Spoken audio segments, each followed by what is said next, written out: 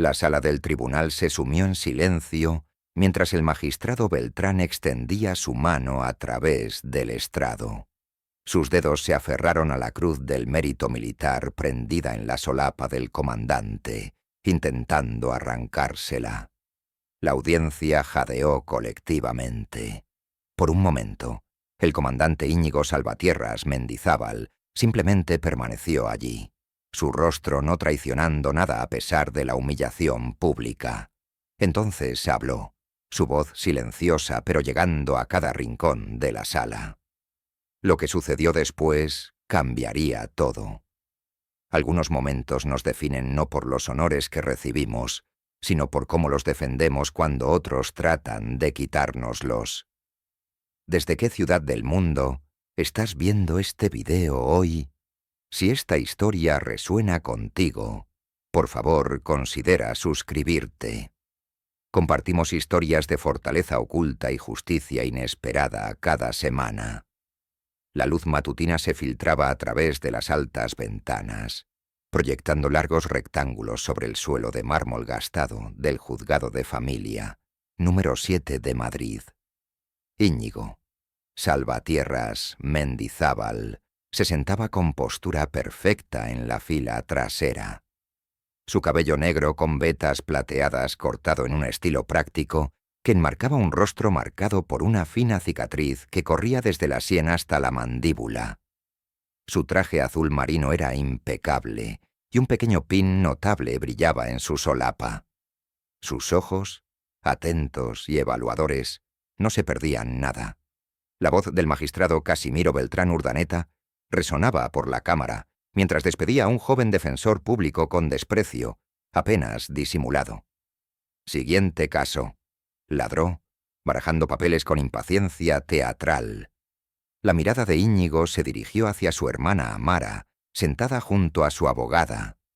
El ligero temblor en las manos de Amara era visible solo para alguien que la conocía bien. Cuando el alguacil anunció «Salvatierras contra Montemayor, audiencia de custodia», Íñigo se movió silenciosamente hacia la sección de apoyo familiar. Un alguacil notó el pin en la solapa de Íñigo. Susurró al secretario judicial, quien pasó una nota al magistrado Beltrán. Los ojos del juez se estrecharon casi imperceptiblemente cuando se posaron en Íñigo. «Señora Salvatierras». Beltrán se dirigió a Amara.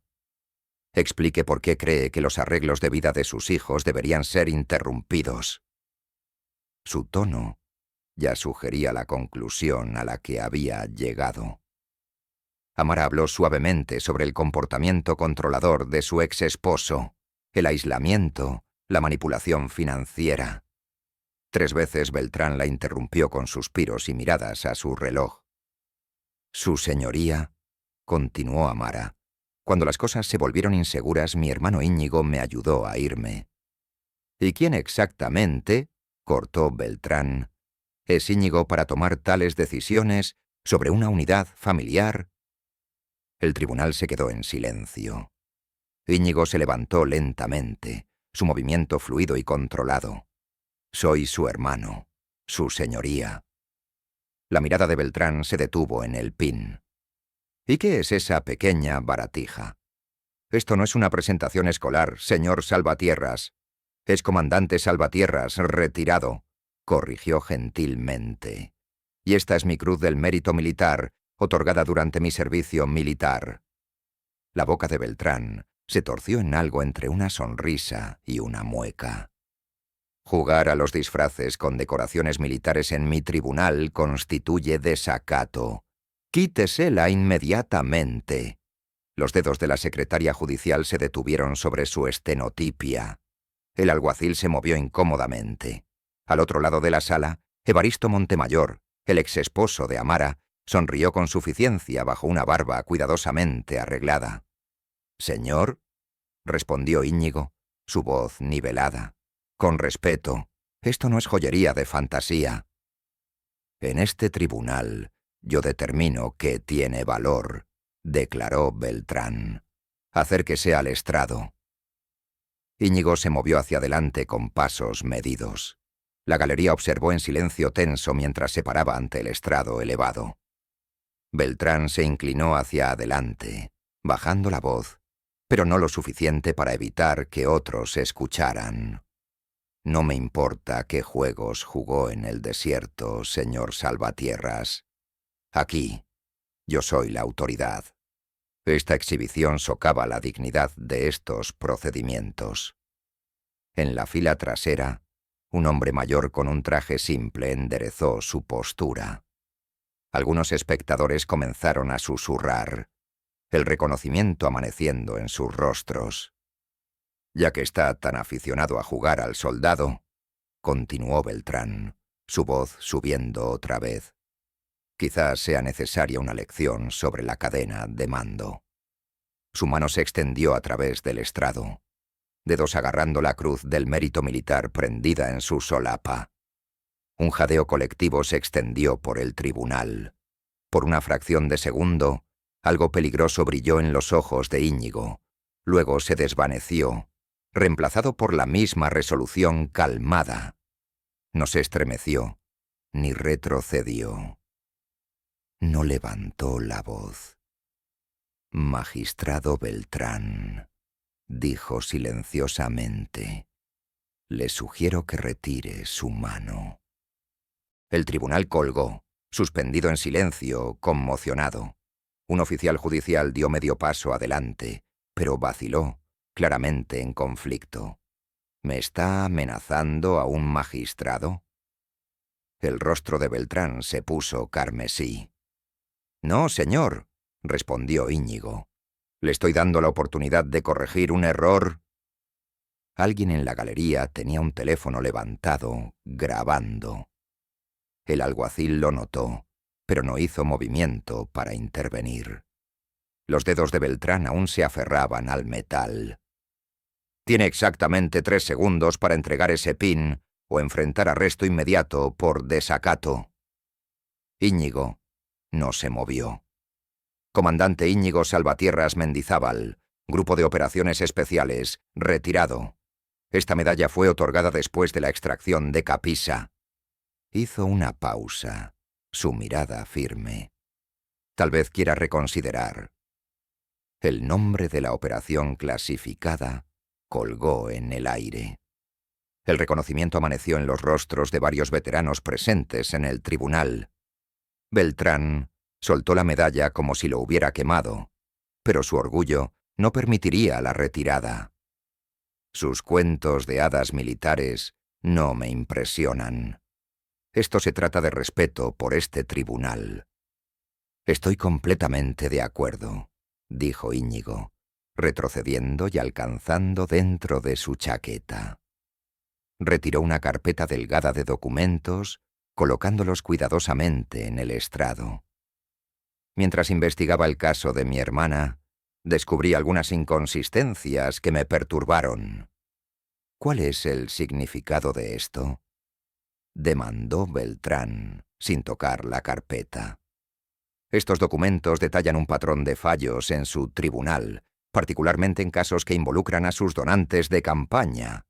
La voz de Íñigo permaneció conversacional, como si discutiera el clima.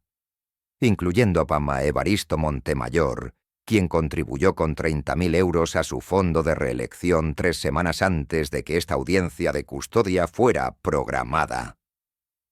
El rostro de Beltrán se drenó de color. «Esto es escandaloso. Otros 3 veteranos y yo hemos estado reuniendo evidencia de mala conducta judicial durante los últimos 7 meses», continuó Íñigo. «Inicialmente, estábamos investigando un asunto diferente, pero surgieron patrones que no podían ser ignorados». El hombre mayor en la parte trasera se puso de pie. «Magistrado honorario Laureano Figueroa, su señoría.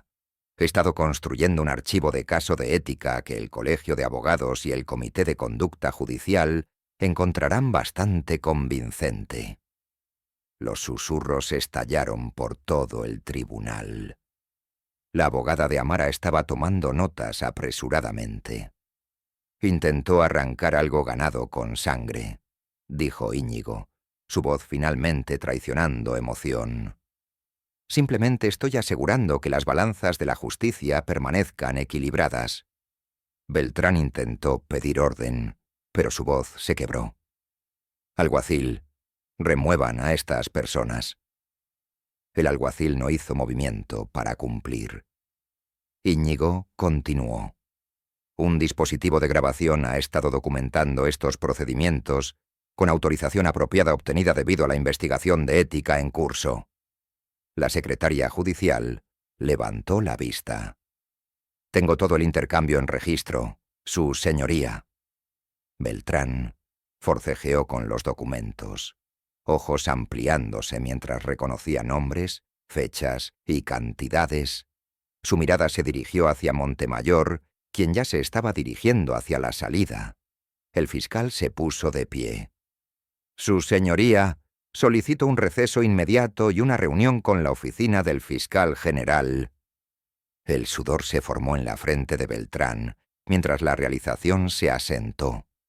Su carrera, construida sobre intimidación y comercio de favores, se colapsaba en tiempo real.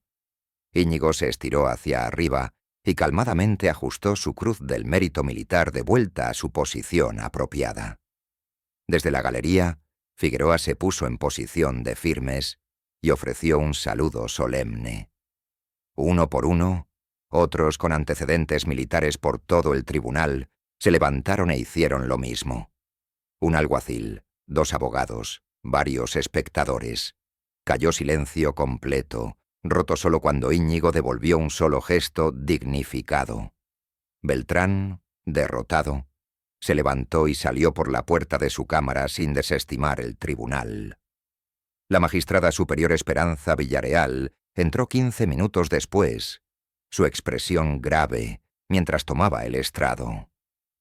«Este tribunal está ahora en sesión», anunció.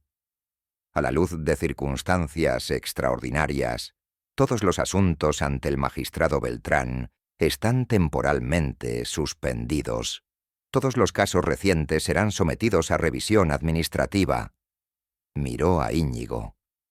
La audiencia de custodia de Salvatierras será reprogramada con un juez diferente. El tribunal comenzó a vaciarse. Amara abrazó a Íñigo, quien finalmente mostró un destello de emoción, un apretón gentil del hombro de su hermana, un suavizamiento alrededor de sus ojos. «Comandante Salvatierras». El fiscal se acercó, extendiendo su mano. «No tenía idea de nada de esto. Le aseguro que el caso de custodia recibirá consideración justa». Íñigo asintió. «Eso es todo lo que siempre quisimos». Los oficiales judiciales y el personal consideraron a Íñigo con respeto recién encontrado, mientras él y Amara se dirigían hacia la salida. Los reconoció con dignidad silenciosa, pero no buscó reconocimiento adicional. Afuera, los reporteros se habían reunido después de que el video del tribunal se volviera viral. Micrófonos empujados hacia su rostro, preguntas superponiéndose. «Comandante, ¿puede decirnos sobre la medalla? ¿Qué evidencia reunió contra el magistrado? ¿Presentará cargos por agresión?» Íñigo levantó una mano, silenciándolos. «Hoy no se trataba de mí. Se trataba de asegurar que el sistema funcione como pretendía». Guió a Amara a través de la multitud hacia el estacionamiento. Más tarde esa noche, en la modesta casa de Amara en las afueras de Madrid, Íñigo se sentó con las piernas cruzadas en el suelo, ayudando a su sobrina Lucía con un rompecabezas, mientras su sobrino Mateo hacía correr coches de juguete a su alrededor. Por primera vez en todo el día, sus hombros se relajaron, el comandante cediendo al tío.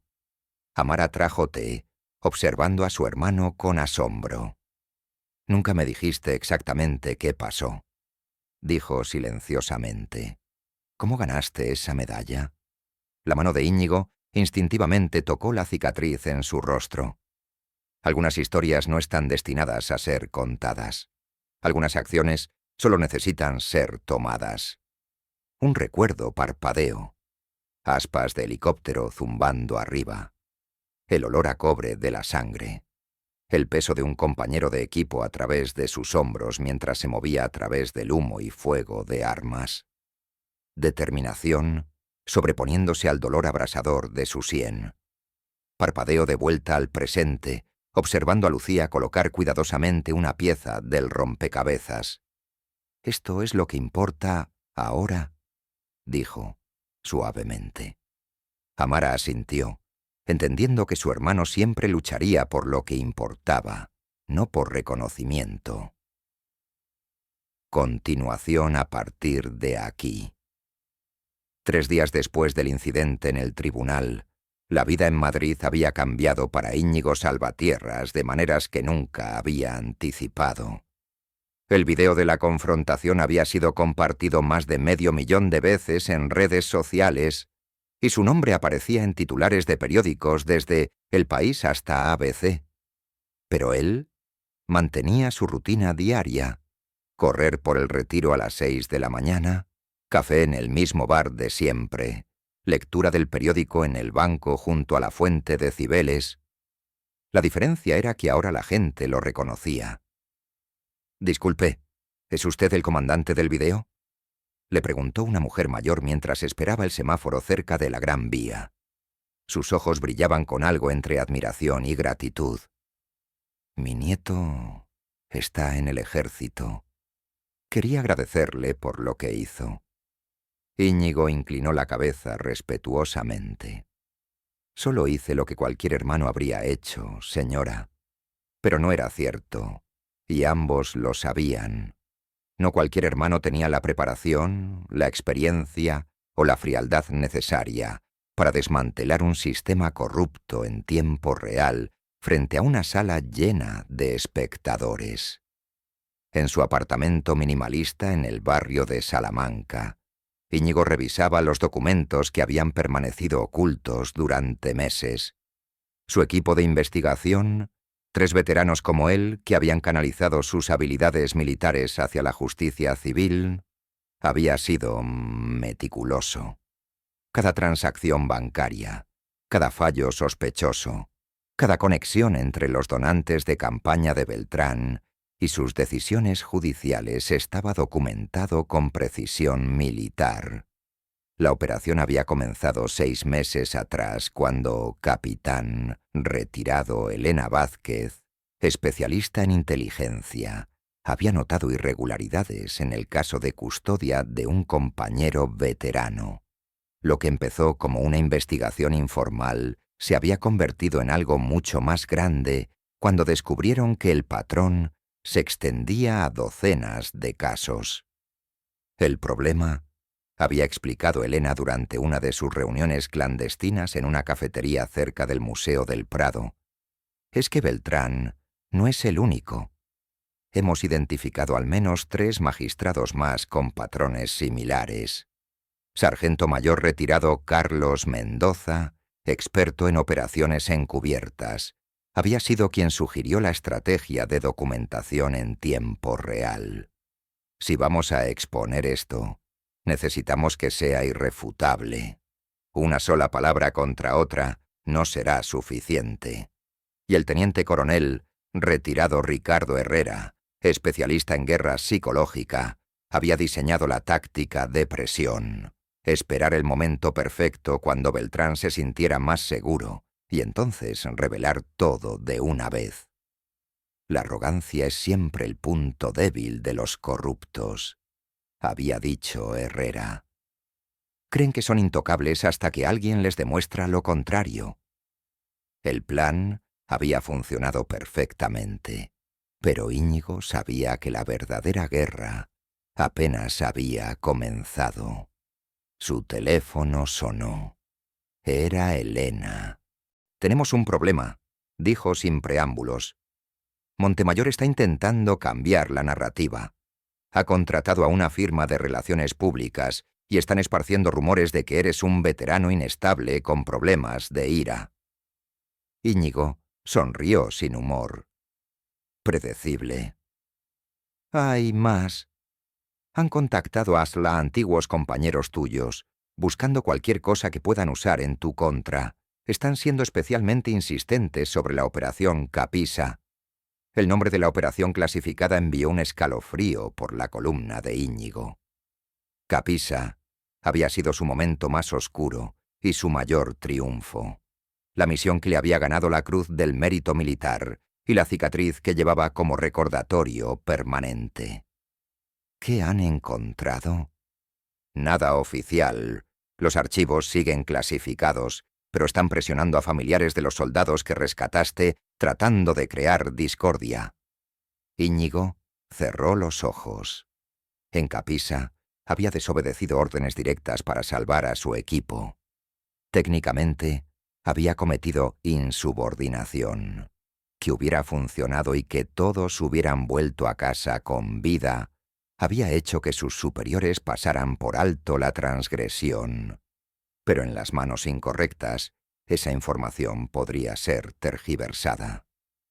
¿Necesitas que intervenga?, preguntó Elena. No. Déjalos hacer ruido. La verdad siempre tiene más peso que las mentiras, y tenemos documentación de todo. Pero después de colgar, Íñigo se quedó mirando por la ventana hacia las calles de Madrid, considerando cuánto estaba dispuesto a sacrificar por la justicia. Al día siguiente, mientras caminaba por el mercado de San Miguel comprando verduras para la cena con Amara y los niños, un hombre con traje caro se le acercó. «Comandante Salvatierras, soy Alejandro Ruiz, abogado de Evaristo Montemayor». El hombre extendió una tarjeta que Íñigo no tomó. «Mi cliente estaría dispuesto a llegar a un acuerdo extrajudicial que beneficiaría significativamente a su hermana». Íñigo continuó seleccionando tomates, sin mirar al abogado. «No hay nada que negociar. Entiendo su posición, pero debe considerar que un juicio prolongado podría ser traumático para los niños. Mi cliente está preparado para ofrecer una custodia compartida generosa y una compensación económica sustancial». «Su cliente», dijo Íñigo finalmente, girándose para enfrentar al abogado, «contribuyó 30.000 euros a la campaña de reelección de un magistrado 3 semanas antes de una audiencia de custodia. Eso no es una negociación, es soborno». El rostro del abogado se endureció. «Tenga cuidado con sus acusaciones, comandante. Mi cliente tiene recursos considerables y no dudará en usarlos para proteger su reputación». ¿Es esa una amenaza?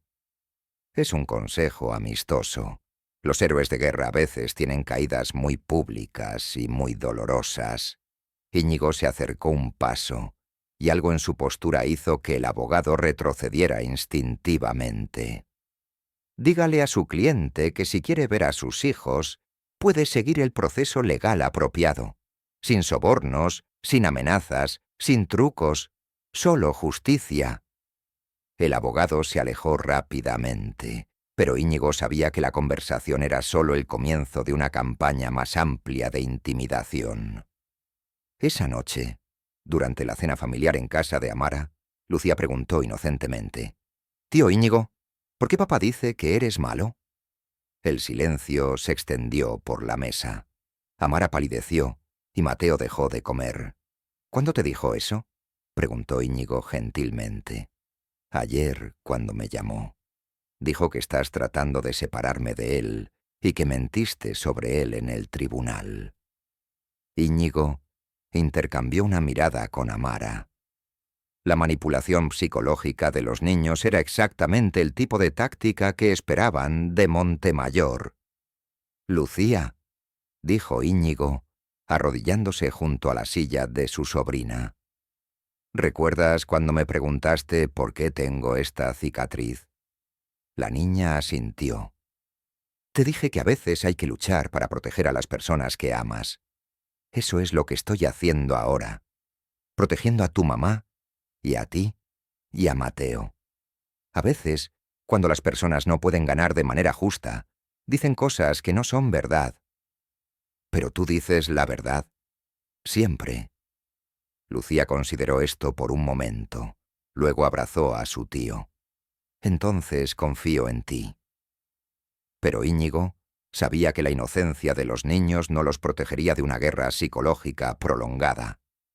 2 semanas después, la situación se intensificó cuando el periódico sensacionalista El Confidencial madrileño publicó un artículo titulado «El lado oscuro del héroe de guerra.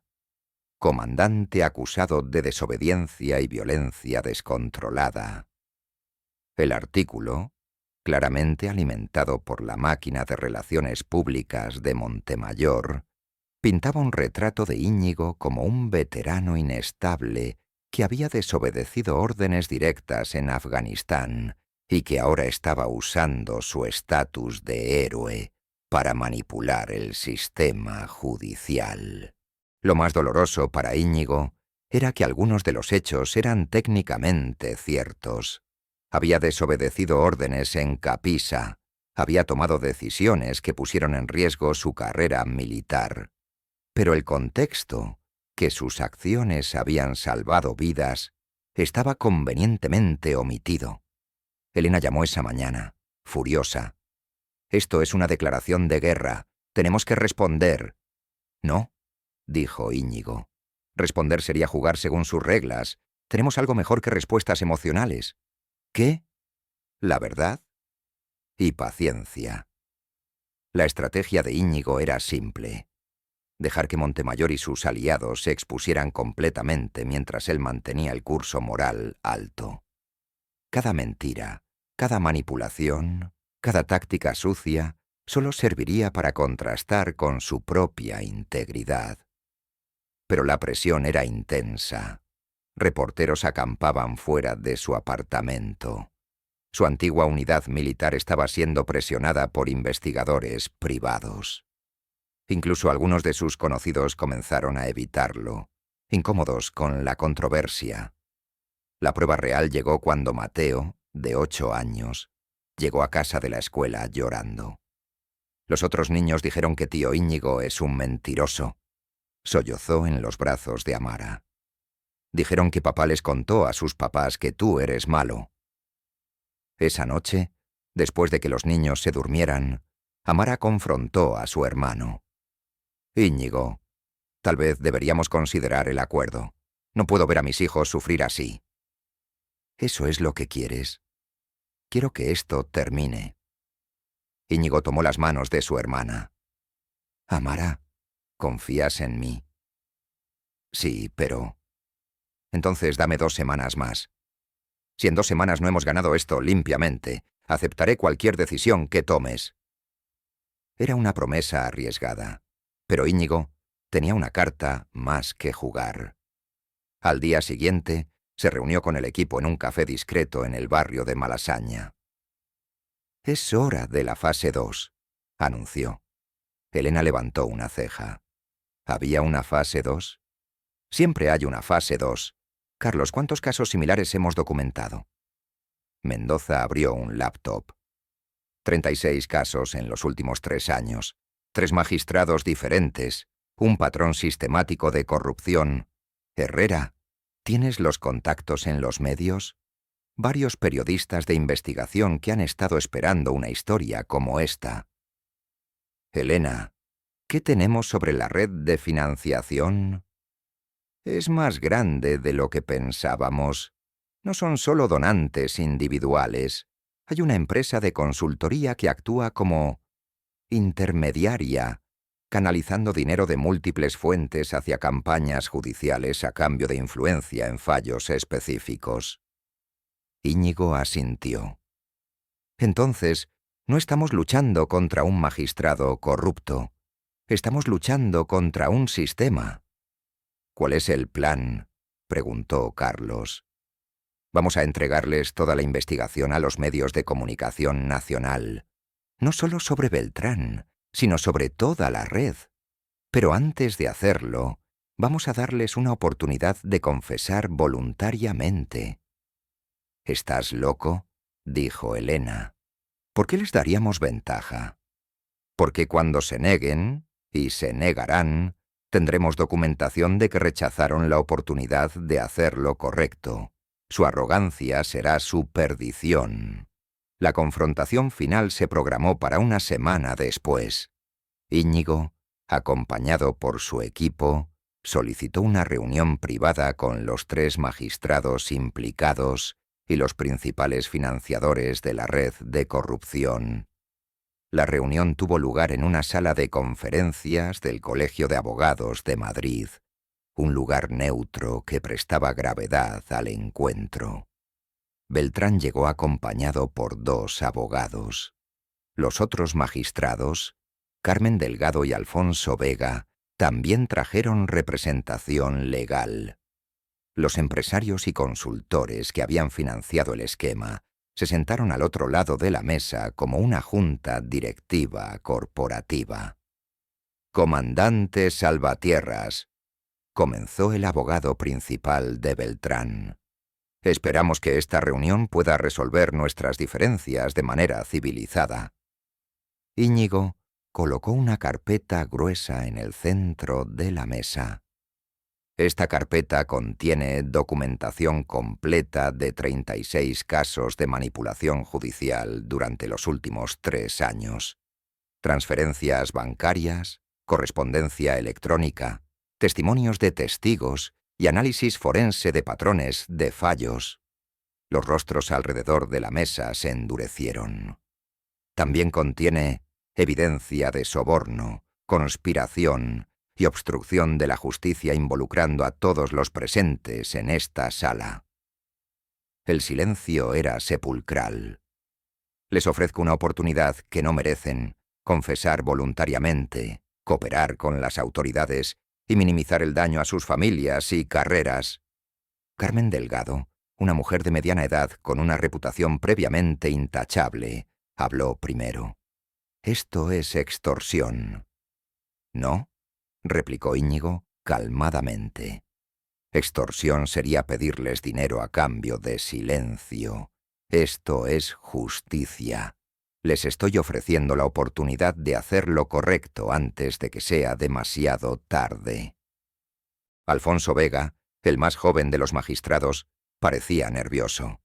«¿Qué garantías tendríamos?» «Ninguna», dijo Íñigo. «Excepto que la verdad siempre es mejor que la mentira, y la cooperación siempre es mejor que la resistencia». Beltrán se inclinó hacia adelante, su rostro rojo de ira. «¿Quién se cree que es usted? ¿Algún tipo de justiciero? Soy alguien que juró proteger la Constitución y las leyes de España. Ese juramento no expira con la jubilación. Su investigación ilegal está completamente dentro de los límites legales. Todo fue obtenido a través de fuentes públicas, registros abiertos y observación legal». Uno de los empresarios, Miguel Santamaría, CEO, de la consultora que había orquestado el esquema, finalmente habló. «¿Qué quiere realmente?» «Quiero que el sistema funcione como debe funcionar. Quiero que las decisiones judiciales se basen en la ley y la evidencia, no en contribuciones de campaña». «Eso es increíblemente ingenuo», dijo Santamaría. «El sistema siempre ha funcionado a base de influencias y favores». «Entonces es hora de que cambie». La reunión continuó durante 2 horas, pero el resultado era predecible. Ninguno de los implicados estaba dispuesto a confesar voluntariamente. Su arrogancia y la convicción de que eran intocables los cegaba ante la realidad de su situación. «Muy bien», dijo Íñigo finalmente, cerrando la carpeta. «Han elegido el camino difícil». Se levantó, seguido por su equipo. «Dentro de 72 horas, toda esta información será entregada simultáneamente a El País, ABC, La Vanguardia y Cadena SER. También será enviada a la Fiscalía General del Estado, al Consejo General del Poder Judicial y a la Comisión Europea de Derechos Humanos». «Esto es una declaración de guerra», siseó Beltrán. «No», respondió Íñigo desde la puerta. «Esto es justicia. La guerra ya la declararon ustedes contra el pueblo español cuando decidieron vender sus togas al mejor postor. Los siguientes 3 días fueron los más tensos en la vida de Íñigo desde sus días en Afganistán. Sabía que el enemigo no se quedaría de brazos cruzados. Las represalias llegaron rápidamente y desde múltiples frentes. Primero, intentaron el sabotaje legal. Una denuncia anónima fue presentada ante la Guardia Civil, alegando que Íñigo había obtenido información clasificada de manera ilegal. Registraron su apartamento a las 5 de la mañana, despertando a todo el edificio y creando un espectáculo mediático. «¿Dónde están los documentos?», preguntó el teniente a cargo del registro, mientras sus hombres revolvían cada cajón y estante. «¿Qué documentos?», respondió Íñigo, observando desde el sofá mientras bebía café con perfecta calma. «Los archivos militares clasificados que robó para su venganza personal». Íñigo sonrió. «Teniente, llevo 15 años fuera del ejército. No tengo acceso a ningún archivo clasificado, ni los necesito. Todo lo que han encontrado está basado en registros públicos, testimonios voluntarios y observación legal». Después de 4 horas de búsqueda exhaustiva, la Guardia Civil se retiró con las manos vacías, pero el daño mediático estaba hecho. Los titulares de esa tarde proclamaban: «Registran la casa del comandante acusado de robo de documentos militares». El segundo ataque fue más personal. Evaristo Montemayor había contratado a investigadores privados para acechar a Amara y los niños. Los seguían cuando iban al colegio, tomaban fotografías y les hacían preguntas invasivas a los vecinos. «Tío Íñigo», le dijo Lucía una tarde, «hay un hombre que nos sigue. Mamá dice que no le hable, pero me da miedo». La ira que sintió Íñigo en ese momento era diferente a cualquier cosa que había experimentado en Combat. En Afganistán, luchaba contra enemigos que al menos tenían el valor de enfrentarlo directamente. Esto era cobardía pura. Atacar a niños inocentes para presionar a su objetivo. Esa noche, Íñigo tomó una decisión que sus compañeros de equipo considerarían extrema, pero que él veía como necesaria. Encontró al investigador privado, un hombre llamado Rodrigo Castellanos, en un bar cerca de la escuela de los niños. Se sentó a su lado en la barra sin ser invitado. «Buenas noches, Rodrigo», dijo calmadamente. El hombre casi se ahogó con su cerveza. ¿Cómo sabe mi nombre? Sé muchas cosas sobre ti. Sé que tienes 2 hijas propias, de 9 y 12 años. Sé dónde van al colegio. Sé que tu exesposa vive en Pozuelo con su nuevo marido». Castellanos palideció. ¿Me está amenazando? Te estoy haciendo una pregunta simple. ¿Cómo te sentirías si alguien siguiera a tus hijas? ¿Si alguien las fotografiara en secreto? ¿Si alguien las asustara hasta el punto de tener pesadillas? Yo solo estoy haciendo mi trabajo. «Tu trabajo», dijo Íñigo, su voz bajando a un susurro que de alguna manera era más aterrador que un grito. «Termina ahora. Si vuelvo a verte cerca de mi familia, si vuelvo a saber que has fotografiado a esos niños, te prometo que descubrirás exactamente por qué me dieron una medalla en Afganistán».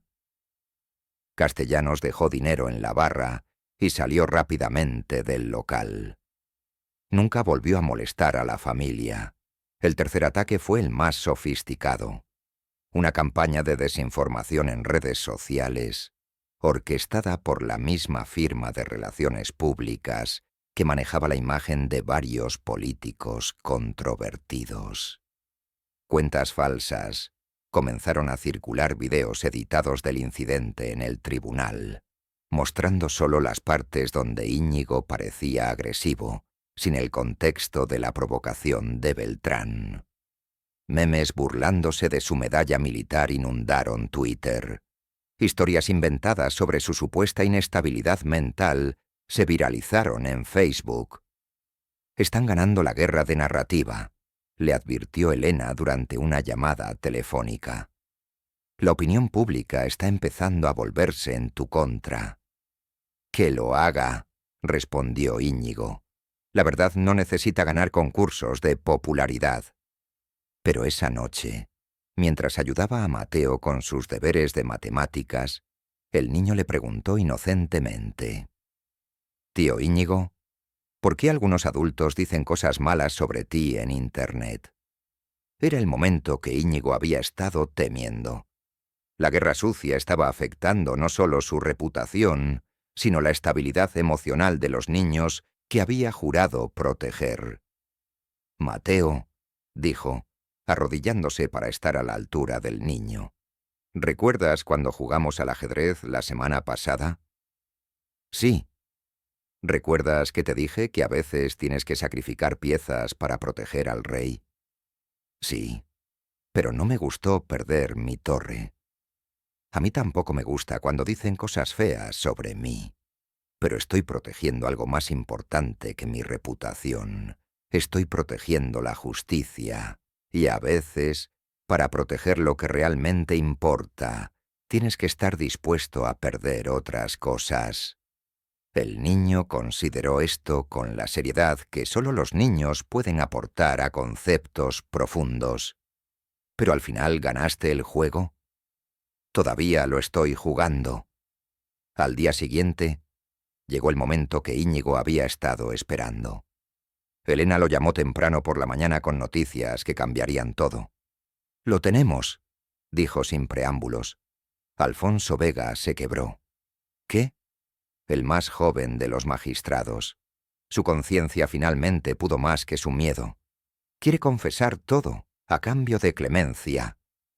Íñigo sintió una oleada de alivación mezclada con satisfacción. ¿Qué sabe? Todo. Los números exactos, las fechas, quién ordenó qué. Incluso tiene grabaciones de conversaciones comprometedoras que hizo por si acaso necesitaba protegerse. ¿Dónde está ahora? En una casa segura con su familia. Tiene miedo de represalias, pero está dispuesto a testificar. La confesión de Vega fue como tirar del hilo que deshace todo el tejido. En las siguientes 48 horas, la red de corrupción se desmoronó completamente. Los medios de comunicación, que habían estado esperando con las historias ya escritas, publicaron simultáneamente exposés devastadores que sacudieron los cimientos del sistema judicial español. Los titulares eran apocalípticos: «La red de corrupción que vendió la justicia española». Magistrados cobraban sobornos por fallos favorables. El comandante tenía razón. Documentos prueban conspiración judicial. En el Congreso de los Diputados, los políticos de todos los partidos compitieron para distanciarse del escándalo y proponer reformas. El presidente del gobierno anunció una investigación completa y la creación de una comisión especial para revisar todos los casos potencialmente afectados. Pero para Íñigo, el momento más satisfactorio llegó 3 días después, cuando recibió una llamada de la secretaria de Beltrán. «Comandante Salvatierras», dijo la voz nerviosa al otro lado de la línea, «el magistrado Beltrán solicita una reunión privada con usted». «¿Una reunión? ¿Para qué? ¿Prefiere explicárselo en persona?». Íñigo accedió, curioso por ver cuál sería la jugada final del magistrado corrupto. Se encontraron en el mismo tribunal donde todo había comenzado, pero esta vez los papeles estaban completamente invertidos. Beltrán llegó solo, sin abogados, visiblemente derrotado. Su rostro había envejecido años en semanas y sus manos temblaban ligeramente. «Comandante», comenzó, su voz apenas un susurro, Quería pedirle disculpas». Íñigo no respondió, esperando. Tenía razón, sobre todo. Me perdí en el poder, En el dinero, en la sensación de ser intocable. Olvidé por qué me hice magistrado en primer lugar. ¿Y por qué se hizo magistrado? Beltrán sonrió amargamente. Para hacer justicia, para proteger a los inocentes. Qué irónico, ¿no? ¿Qué quiere de mí? Nada. Solo quería que supiera que respeto lo que hizo. Tomó valor hacer lo que hizo. Más valor del que yo he tenido en años. Se levantó para irse, pero se detuvo en la puerta. «Su medalla», dijo sin girarse, «la que intenté arrancarle. Mi abuelo luchó en la guerra civil. Tenía una medalla similar. Siempre me dijo que una medalla no es metal, sino memoria. Memoria de momentos cuando alguien eligió hacer lo correcto, sin importar el costo». «Tenía razón», dijo Íñigo. «Me he pasado años olvidando esa lección. Gracias por recordármela». Después de que Beltrán se fuera, Íñigo se quedó solo en el tribunal vacío, reflexionando sobre todo lo que había pasado. La justicia había prevalecido, pero a un costo personal que aún estaba calculando. 2 semanas después, la nueva audiencia de custodia tuvo lugar ante la magistrada Villareal. Fue un procedimiento modelo de cómo debería funcionar el sistema judicial, basado en evidencia, enfocado en el bienestar de los niños, libre de influencias externas. Evaristo Montemayor, ahora sin sus conexiones corruptas y enfrentando sus propias acusaciones criminales, no tuvo más opción que aceptar un acuerdo de custodia compartida limitada y supervisada. «¿Cómo te sientes?», le preguntó Amara a su hermano mientras salían del tribunal. «Cansado», admitió Íñigo, «pero bien». «¿Valió la pena?». Íñigo miró a Lucía y Mateo, que corrían por delante de ellos hacia el parque, libres por primera vez en meses de la sombra del miedo y la incertidumbre. «Pregúntame eso en 10 años, cuando veas en qué tipo de adultos se convierten». Un mes después, en el centro de entrenamiento judicial, una sesión especial estaba en marcha. Una docena de nuevos magistrados se sentaron atentamente mientras Íñigo, en ropa civil pero con su medalla apropiadamente exhibida, se dirigió a ellos brevemente. La autoridad no se otorga por una toga o se confiere por un título, les dijo. Se gana a través de la integridad y se mantiene a través del respeto. El verdadero peso del honor no está en medallas o decoraciones. Está en recordar que el poder existe para proteger, no para intimidar. Uno de los magistrados jóvenes levantó la mano. «Comandante, ¿qué consejo nos daría para resistir la corrupción?». Íñigo consideró la pregunta cuidadosamente. «Recuerden por qué están aquí. No por el poder, no por el dinero, no por el prestigio. Están aquí porque la sociedad les ha confiado la responsabilidad más sagrada, dispensar justicia. Cada vez que tomen una decisión, pregúntense, ¿esto sirve a la justicia o sirve a mis intereses? ¿Y si la presión se vuelve muy intensa? Entonces, recuerden que la historia juzgará sus decisiones mucho después de que las presiones temporales hayan desaparecido. Los sobornos se gastan, las amenazas se olvidan, pero la justicia que dispensan o niegan vive para siempre en las vidas de las personas que afectan». Otra magistrada preguntó, «¿Nunca tuvo dudas sobre lo que estaba haciendo?». «Constantemente», admitió Íñigo. «Pero las dudas son saludables. Las dudas nos mantienen humanos. El problema viene cuando dejamos de dudar, cuando nos convencemos de que somos infalibles. ¿Qué haría diferente si pudiera repetir todo el proceso?». Íñigo sonrió. «Nada.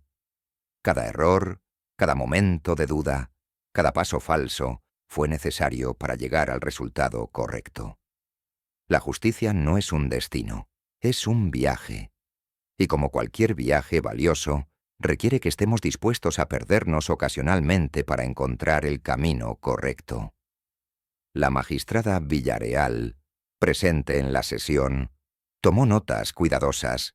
Después de la sesión, mientras Íñigo caminaba por los pasillos del centro de entrenamiento, se encontró con Vega, el magistrado que había confesado. «Comandante», dijo Vega, claramente nervioso. «Quería agradecerle». «¿Agradecerme?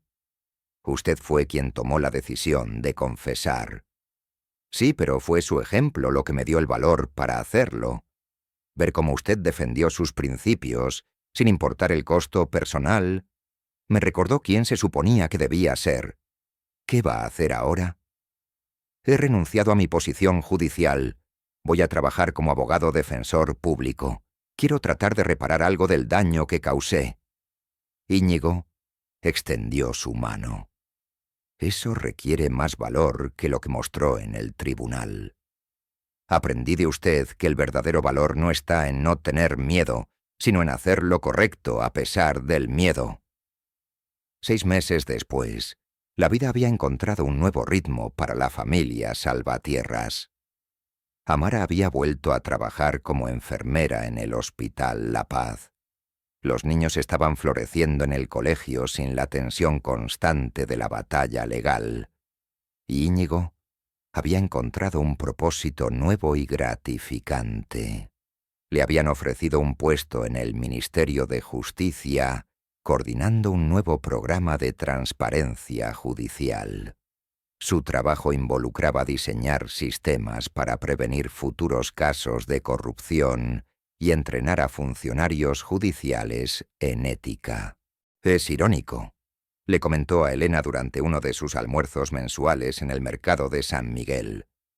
«Pasé años luchando guerras en países extranjeros, pero la batalla más importante de mi vida fue aquí, en casa».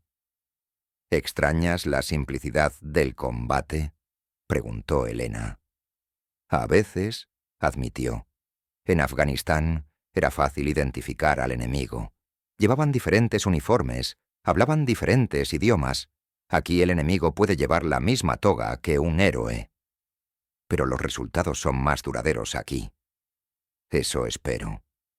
Esa tarde, mientras ayudaba a Lucía con un proyecto escolar sobre héroes históricos, la niña le preguntó: «Tío Íñigo, ¿eres un héroe?». La pregunta lo tomó por sorpresa. «¿Por qué preguntas eso?». «Porque mi maestra dice que los héroes son personas que hacen lo correcto cuando es difícil. Y tú hiciste lo correcto cuando era muy difícil». Íñigo consideró la respuesta cuidadosamente. «Lucía, creo que todos tenemos momentos en nuestras vidas cuando podemos elegir ser héroes. No se trata de tener superpoderes o ser especiales. Se trata de elegir hacer lo correcto cuando nadie más lo hará. Pero, ¿algunos momentos son más importantes que otros? Sí. Algunos momentos definen no solo quiénes somos, sino qué tipo de mundo vamos a dejar a la gente que amamos». La niña asintió seriamente. Luego escribió en su proyecto: «Mi tío Íñigo no es famoso como los héroes de los libros, pero es mi héroe porque protegió a nuestra familia cuando nadie más podía hacerlo». 1 año después del incidente en el tribunal, Íñigo recibió una invitación inesperada. La Real Academia de Ciencias Morales y Políticas quería otorgarle una medalla al mérito civil por su contribución a la integridad del sistema judicial español. «No puedo aceptarla», le dijo a Amara cuando le mostró la invitación. «¿Por qué no?». «Porque no hice esto por reconocimiento. Lo hice por ti, por los niños, por todas las familias que no tienen a alguien que luche por ellas. Pero precisamente por eso deberías aceptarla, no por ti, sino por lo que representa». «¿Qué representa?». «Que el sistema puede cambiar, que las personas comunes pueden hacer cosas extraordinarias, que la justicia puede ganar». Íñigo consideró esto. «¿Crees que ayudaría a otros?». «Creo que les daría esperanza». El día de la ceremonia, un evento discreto en la Real Academia, Íñigo se puso su uniforme militar completo por primera vez en años. Junto a su nueva medalla civil, llevaba orgullosamente su cruz del mérito militar, la medalla que había iniciado todo. En su breve discurso de aceptación dijo: «Esta medalla no es mía. Pertenece a todos los que creen que la justicia no está en venta, que la integridad no se negocia y que la verdad siempre vale la pena defender, sin importar el costo». En la audiencia estaban Amara y los niños, su equipo de investigación, algunos de los magistrados que había entrenado y, sorprendentemente, Alfonso Vega. «Acepto esta medalla», continuó, «no como reconocimiento a lo que hice, sino como compromiso con lo que queda por hacer. Porque la justicia no es un logro que se alcanza una vez y se olvida. Es una responsabilidad que debemos llevar cada día». Después de la ceremonia, mientras caminaban por el retiro como familia, Mateo preguntó: «Tío Íñigo, ahora que tienes 2 medallas, ¿eres 2 veces más héroe?». Íñigo rió, el primer sonido genuinamente alegre que había hecho en meses. «No funciona así, Mateo. No importa cuántas medallas tengas. Lo que importa es qué haces cuando nadie está mirando, cuando no hay cámaras, cuando no hay aplausos». «Entonces, ¿qué vas a hacer ahora?». Íñigo miró a su familia, feliz y segura, luego hacia el horizonte de Madrid, una ciudad que había aprendido a amar de manera nueva a través de su lucha por la justicia. «Voy a seguir siendo tu tío. Voy a seguir ayudando a que el sistema funcione como debe. Y voy a seguir recordando que las batallas más importantes no se luchan por gloria, sino por amor». Mientras el sol se ponía sobre el retiro, pintando el cielo de naranjas y rosas, Íñigo Salvatierras Mendizábal caminó en silencio con su familia, llevando sus medallas no como trofeos del pasado, sino como promesas para el futuro. La justicia había prevalecido, pero más importante aún, había demostrado que una persona común, armada solo con valentía y determinación, podía cambiar el mundo. No con violencia, no con dinero, no con conexiones, sino con la fuerza más poderosa de todas, la verdad. Y en los años venideros, cuando Lucía y Mateo fueran adultos y enfrentaran sus propios momentos de elección entre lo fácil y lo correcto, recordarían las palabras de su tío: «La justicia no es un destino, es un viaje. Y vale la pena cada paso del camino». ¿Has conocido alguna vez a alguien que nunca pidió reconocimiento, pero merecía más que nadie? ¿Alguien que llevó su honor silenciosamente hasta el momento en que más importó? Comparte tu historia en los comentarios abajo. Recuerda, a veces las personas más fuertes son las que nunca necesitan probar su fuerza hasta que alguien trata de quitársela.